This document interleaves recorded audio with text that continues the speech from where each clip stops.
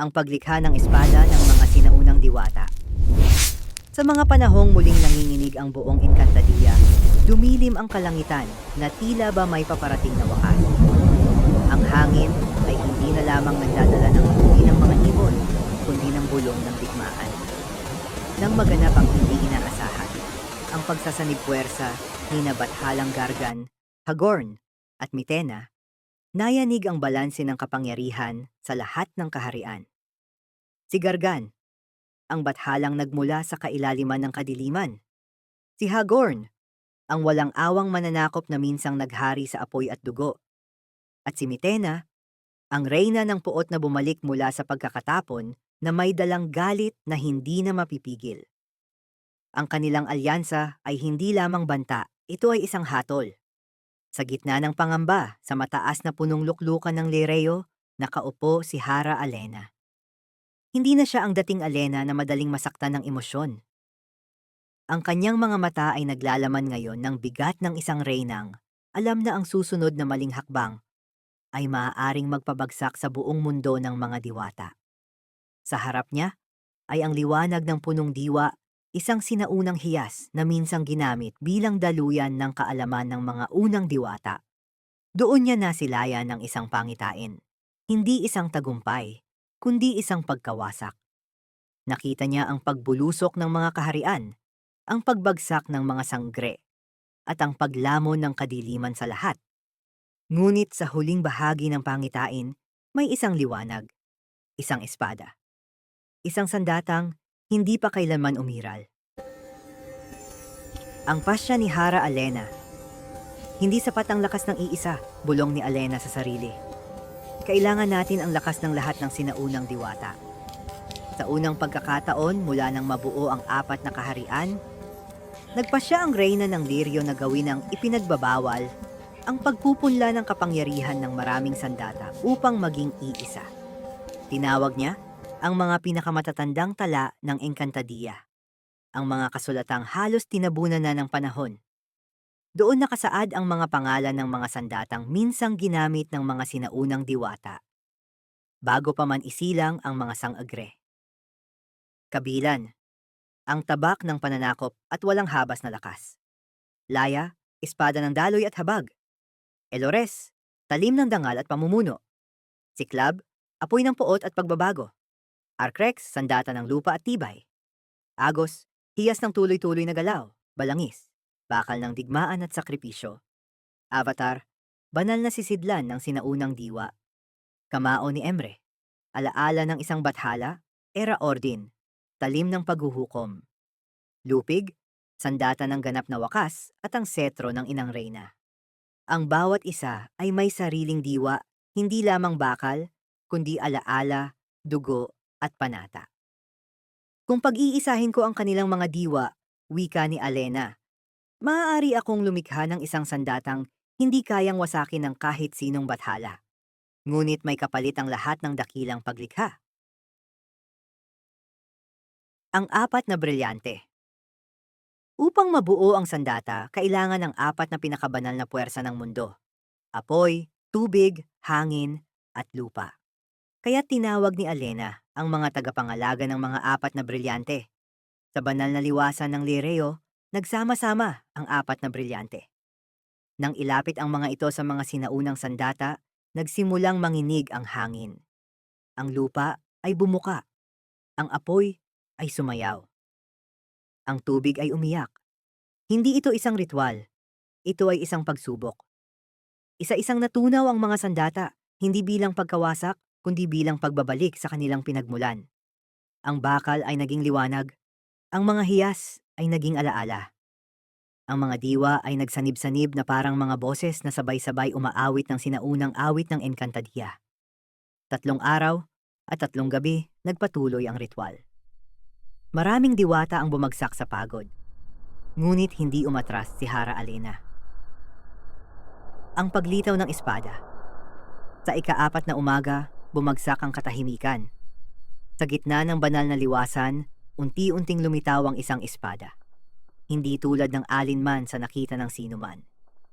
Ang talim nito ay tila gawa sa liwanag at anino. Ang gitna ay kumikislap sa apat na kulay ng mga brilyante. Ang hawakan ay may mga ukit ng mga sinaunang rune na matagal nang nakalimutan ng mundo. Ito ay pinangalanan ni Alena bilang Diwatakara, ang espada ng pinag-isang diwa. Ang Diwatakara ay hindi basta sandata.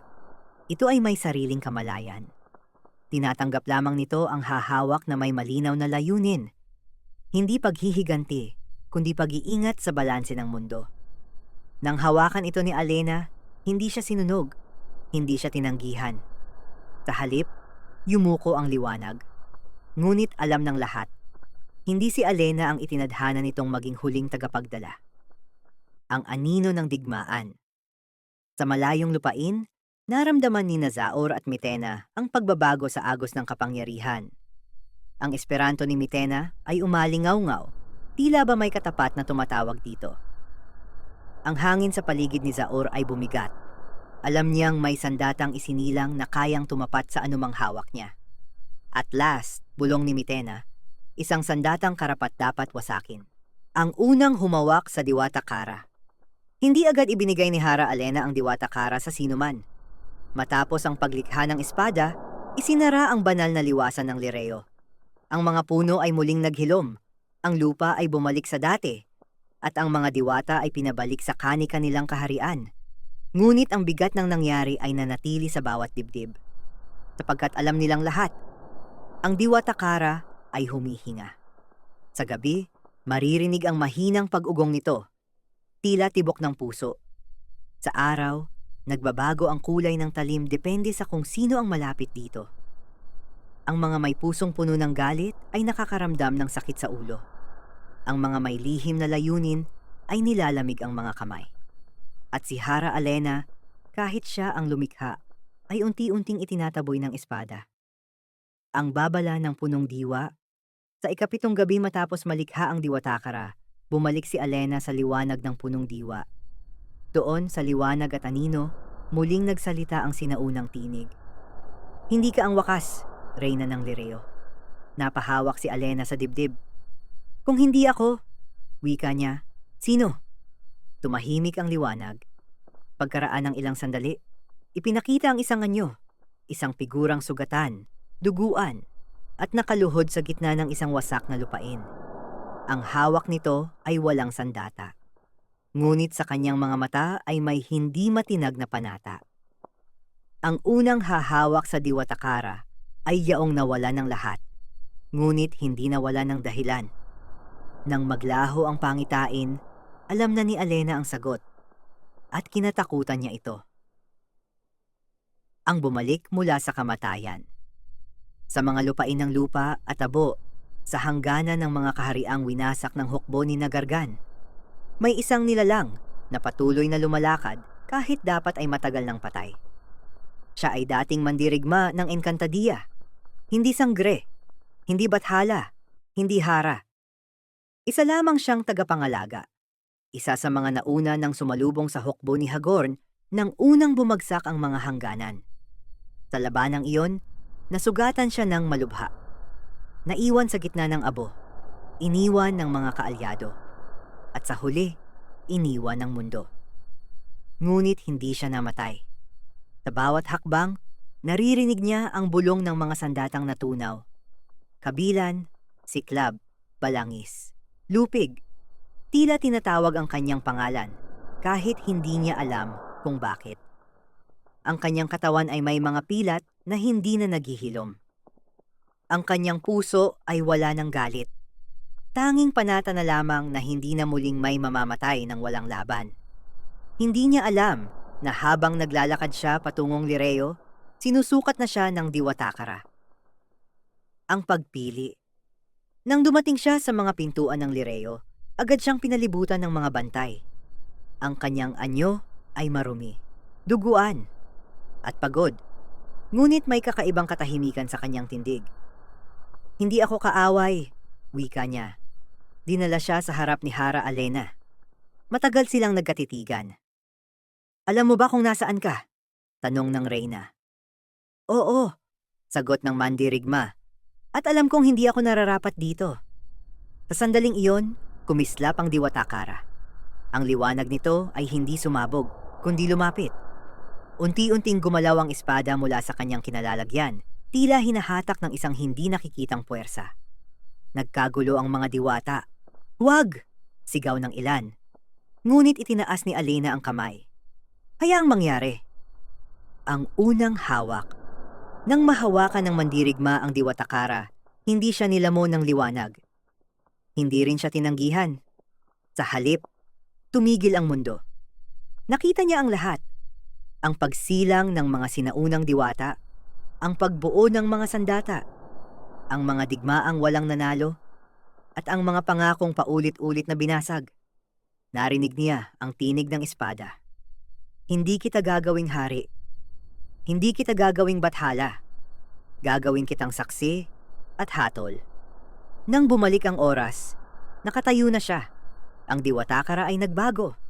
Ang talim nito ay hindi na lamang liwanag at anino, kundi may bahid ng dugo at lupa. Isang patunay, may humawak na mortal. Ang unang pagsubok. Hindi pa natatapos ang ritual nang maramdaman nila ang lindol. Mula sa silangan, bumukas ang lupa. Lumitaw ang hukbo ni Gargan, mga nilalang na hindi na dapat nabubuhay. At sa likod ng mga ito, isang anino na may hawak na sandatang kumikislap sa itim na liwanag. Hindi umatras ang mandirigma. Hindi siya sumigaw. Itinaas niya ang Diwatakara at sa unang pagkakataon, huminga ang espada bilang sandata. Isang hampas lamang. Hindi sumabog ang lupa. Hindi nagliyab ang langit. Ngunit ang hukbo, tumigil.